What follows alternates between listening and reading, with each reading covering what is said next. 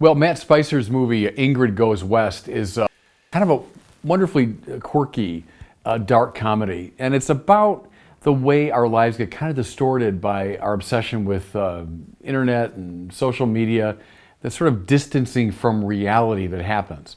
Now, I know the minute I'm going to start criticizing social media, people say, well, don't you have a social media ministry? So I get it. I use it. I think it's okay to use it. But we got to be aware of some of the ways that it does distort reality.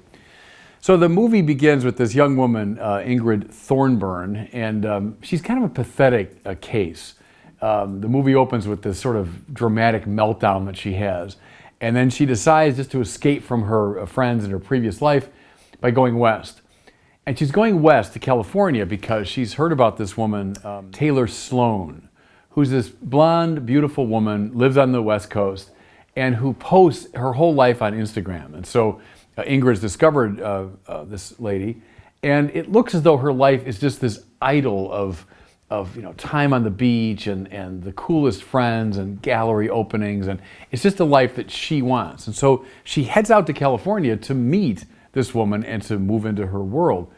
Well, through a combination of kind of dumb luck and some of her own machinations, she does manage to insert herself successfully into Taylor's world.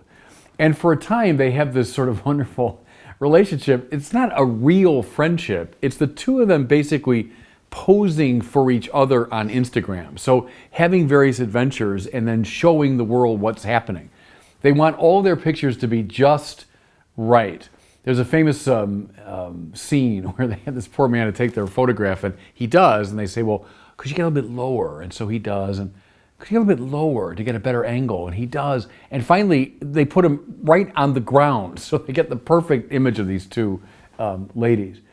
She gets to know Taylor's boyfriend, and to work her way further in that world, she buys one of his pathetically mediocre paintings, and of course puts that up on Instagram as well.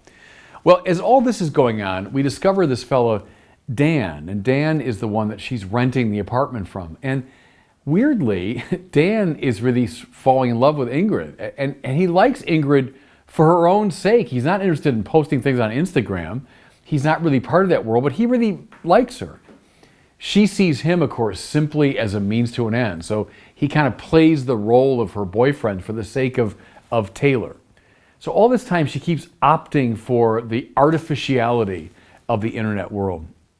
Well, it all comes undone when Taylor's weird and deeply wicked brother, Nicky, exposes Ingrid as a fraud because he finds her phone, and it's kind of a telling moment. He finds her smartphone and goes through it and finds all of these kind of stalker type, pictures and so on.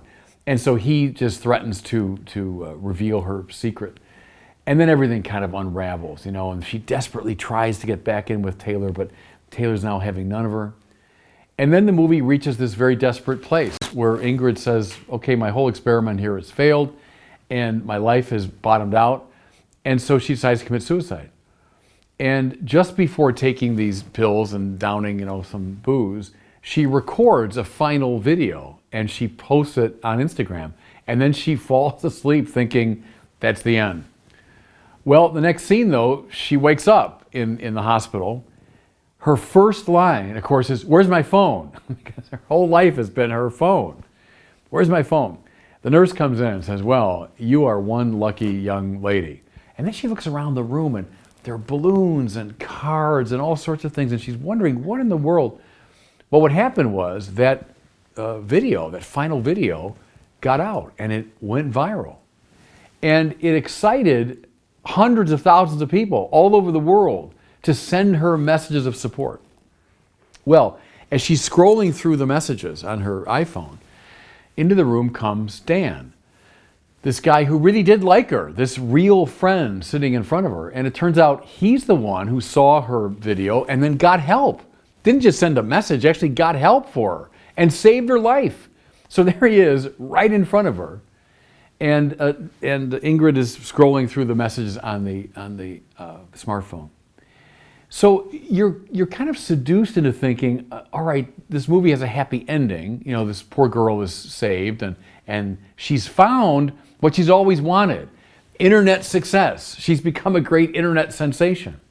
But then you realize something. I think it's the heart of the movie. You realize, as she's scrolling through these names or these little messages of people, let's face it, will forget about her in about 24 hours, if that, right? And they'll move on to something else. As she's with a blissful smile going through these messages, she's ignoring the young man right at her bedside who loves her and saved her life. So when she woke up, she didn't say, "Where's Dan?" She said, "Where's my phone?" You know. So I took that message as the movie comes to an end as a warning. You know. Yes, we can and should use smartphones and new media and all these good things for the sake of communication. As I say, I use it in my own ministry.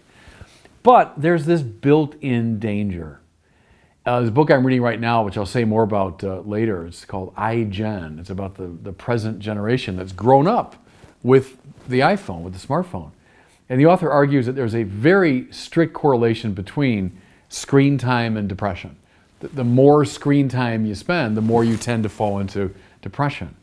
And see, I think that's the message in some ways of the movie is fine social media, fine screen time to a degree, but don't let it blind you to the reality that's right in front of you. Don't opt for some fantasy, artificial world when there's a densely real world right in front of you. And so, I would say, go see this movie and then, put down the smartphone from time to time and see these opportunities of grace that are right in front of you.